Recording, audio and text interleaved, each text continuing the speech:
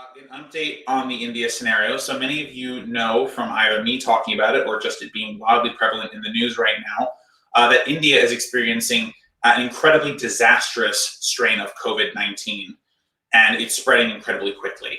So we have a bit of an update on that. Unfortunately, it's not good news.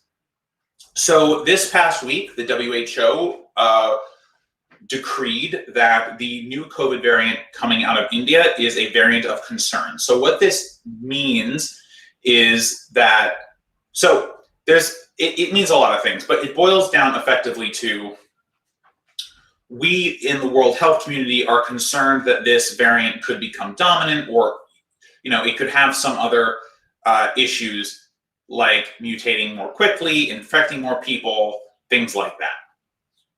The real concern, from my perspective, and I'm sure the WHO considered this, is that this new variant of concern is very likely to, if it continues to mutate and continues to spread, it may become a variant of COVID-19 that is resistant to the vaccines.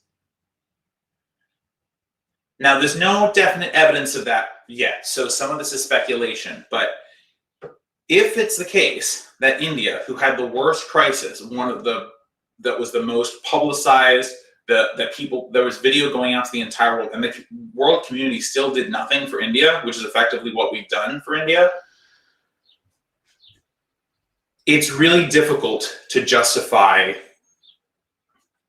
the way that we've done things then, right? So we've all spent time making sacrifices, and in theory, things are starting to open up. We have the CDC say just this week that if you're fully vaccinated, you no longer need to wear a mask for certain events, right? You can get back to normal. This is and Dr. Rochelle Walensky said, who's the CDC director, she said, this is the moment we've been waiting for. And it's true, this is the moment we've all been waiting for. We've all wanted to go back to normal. We've all wanted to leave our houses, to do other things, to see people, to go to bars, restaurants, whatever. So we are, in theory, the light's at the end of the tunnel. But if we're not careful, this tunnel's going to have a cave in, to just kind of, lean on this metaphor a little bit. Because if we are not able to contain the virus, then it will simply find its way to the rich countries. Like, we operate in a global community, and especially with outsourcing and things like that, and just how far goods travel. I mean, look at any of the prepackaged items in your house. They were likely packaged overseas, even if they were made here. Or they were packaged in another country, perhaps they were packaged in a poorer country. The point I'm trying to make is we're all connected to each other. So if this COVID variant, essentially goes rogue and becomes resistant to vaccines, we're back to square one. We are, like, nothing that we did, none of the sacrifice we made, none of the people who died will essentially have gotten, it won't have done anything, which is incredibly depressing to think about. But we have a chance, right? We can still do this. For some reason, grace of God alone, perhaps, we have not yet gotten to the place where we have a COVID strain that is resistant to the vaccines, that is better, that, is immune to the vaccines. So we still have time to vaccinate the world. But that said, we've got to fucking do it, guys. We just have to do it. We can't, this isn't some issue that we can fence sit on. By the way, this isn't even about charity. This is about self-interest, right? We are supposed to be self-interested individuals in theory, right? That's the way that we're always taught. It's like, you do what's best for you. Well, if we're really looking out for what's best for us, we'd look out for the other countries in the world who are perhaps harboring unknowingly a new vaccine-resistant strain of COVID.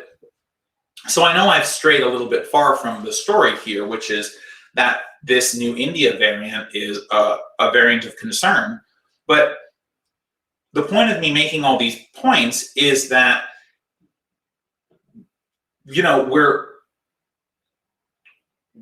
moving farther and farther away from a guarantee that we can get everyone vaccinated. It may not even be possible to get everyone vaccinated unless we fundamentally change the way we're doing things. I mean, at this point, I believe there are some estimations that some countries may not get single doses of these vaccines until 2022. Dude, that's too much time. We don't have that kind of time. We are racing against a virus that mutates all the time. We have no idea how fast this virus presently mutates or how fast it can mutate. So every day, every second, every minute, which probably should have done this in the other work, but every moment that we spend not vaccinating the entire planet is another moment that a vaccine could throw us all back into the chaos that we are so close to escaping. We're so close, guys. And it just feels like we can't do this. Like, we can't work together as a world to do this.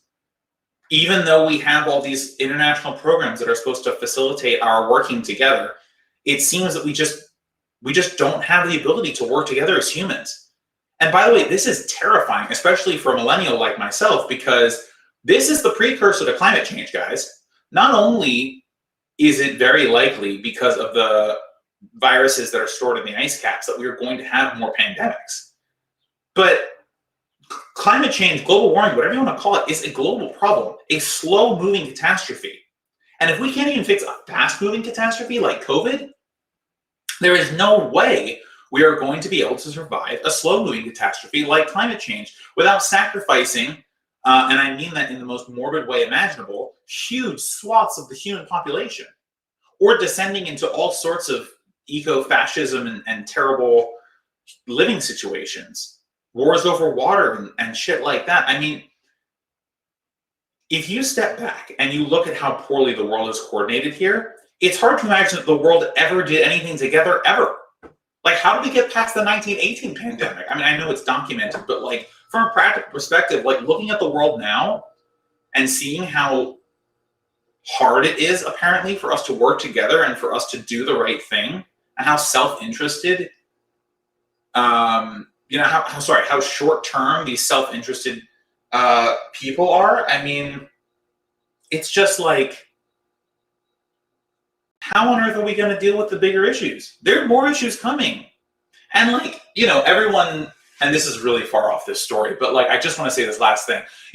All the apocalypse movies and things that we have deal with fast-moving apocalypses. Not like COVID, or like Meteor, right? Like, oh, this one thing that's going to come around and fuck up the day of the entire world, and then like it'll be done with, right? The world will end. So we can come together and stop something that fast. Man, seeing how we dealt with this, I'm not even sure we could deal with an asteroid or some giant, or like an alien invasion or some nonsense. Like, we really, really need to change the way we do things, because our survival as a species is on the line.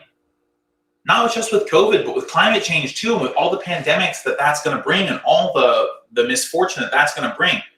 Like, we're talking about the survival of our species, and if we can't cooperate for something like COVID, dude, when it comes to climate change, we're fucked.